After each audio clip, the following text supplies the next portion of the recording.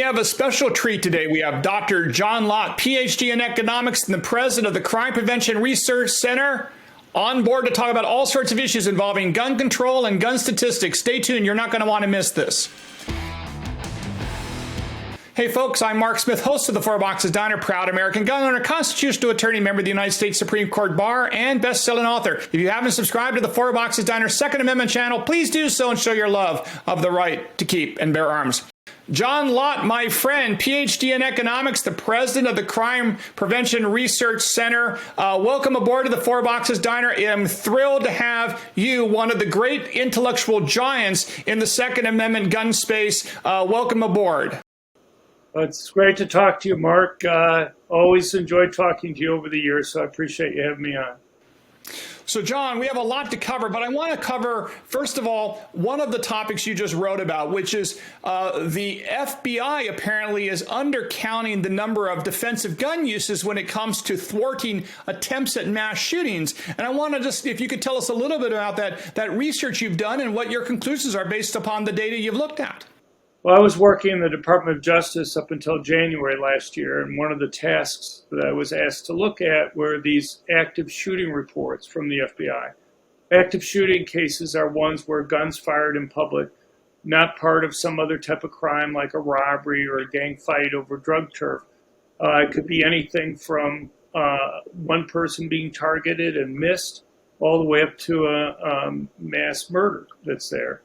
And I've worked on this before, and one of the frustrating things is not only when I was at the Department of Justice, but earlier I pointed out to the people in the FBI that they're missing lots of cases, that they're systematically missing certain cases, and they just ignore it, even when you can get them to admit that they've missed those cases. So, for example, if you look at the 8 years from 2014 to 2021, the FBI claims that there are about 252 active shooting incidents in the United States, and 11 of those, they say, were stopped by law-abiding citizens carrying a gun.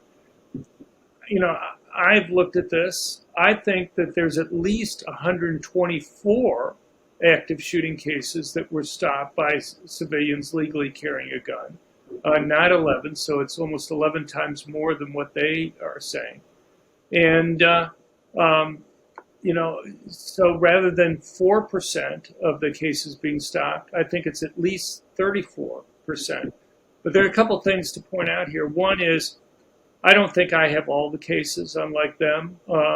They gave something like $66.9 million to a group of academics down at Texas State University to go and compile news articles because police departments around the country don't have this.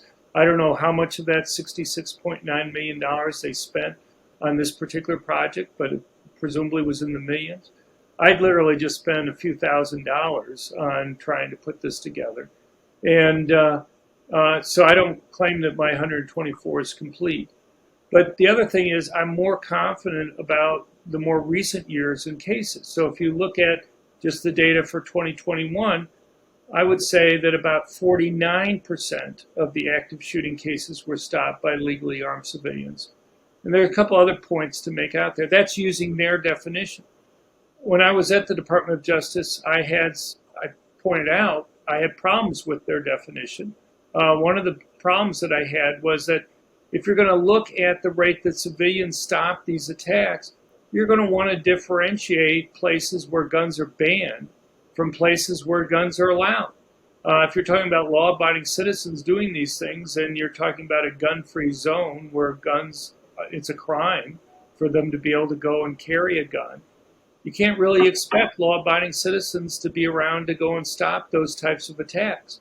And if you differentiate between places where they're allowed versus places where it's banned, they actually stop almost 60% of the attacks in places where guns are allowed, which is a lot different from the 4% that they were saying.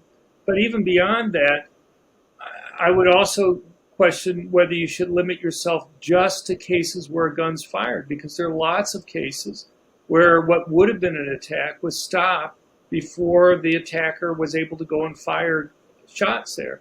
And you add another 24 or so cases if you were to do that. But again, just taking the most recent year, just using their definition, you're talking about 49% of the attacks. But it's not just, to me, the frustrating thing isn't just the government and the FBI, which has come under a lot of criticism recently for political biases, but just the news media.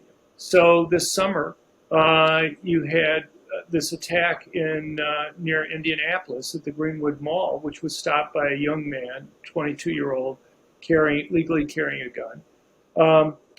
That got news attention. What was unusual is that the fact that you had somebody stopping the attack got news attention. But the media, from the Associated Press to the New York Times, the Washington Post, and many others, very quickly, within a day or so, came out with news stories talking about how rare it was that civilians stopped these attacks. And they cited the FBI numbers and this Texas State University work that was done.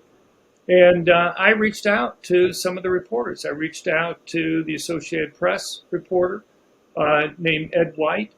I sent him a copy of the work that I had done while I was at the Department of Justice.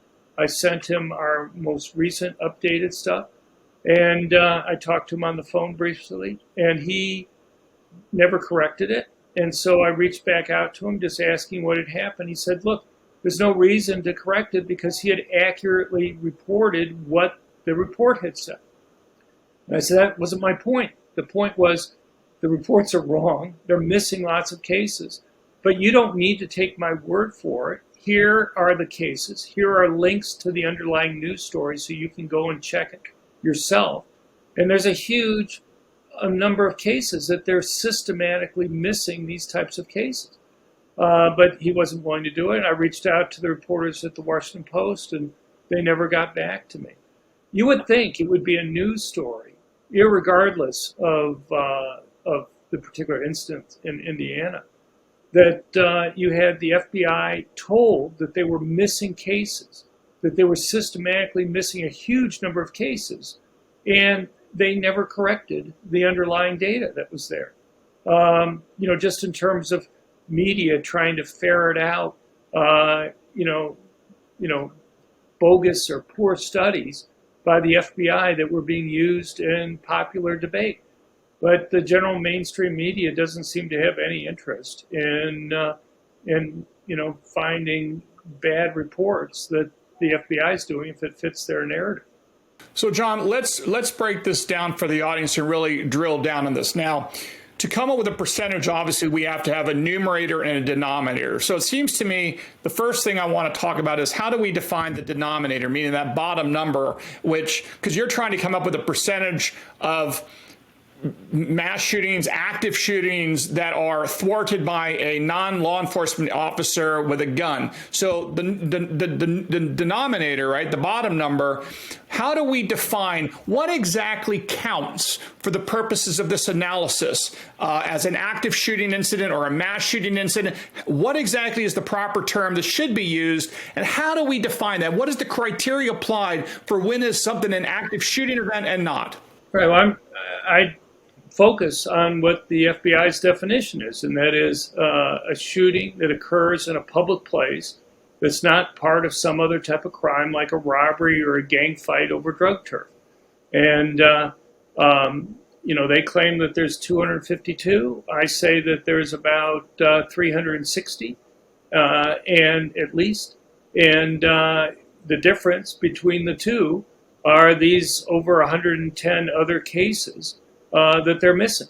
And these cases are virtually exclusively instances where civilians stop these attacks.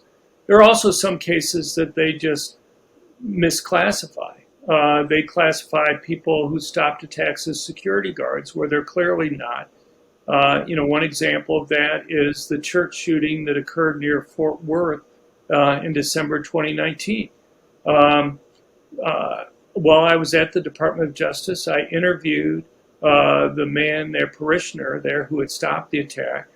They all had titles of honorary security guards, but they didn't even keep track of who was carrying They just said, if you have a concealed carry permit, you're welcome to be in the church here. You're welcome to carry here. We encourage you to do that. Nobody was getting paid. There was no training, no, badges or anything else that they were given.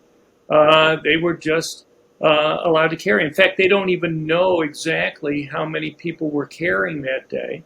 The individual that I talked to who stopped the attack, he says there was someplace between 18 and 20 permit holders there. So the attacker clearly picked the wrong church to go after that day.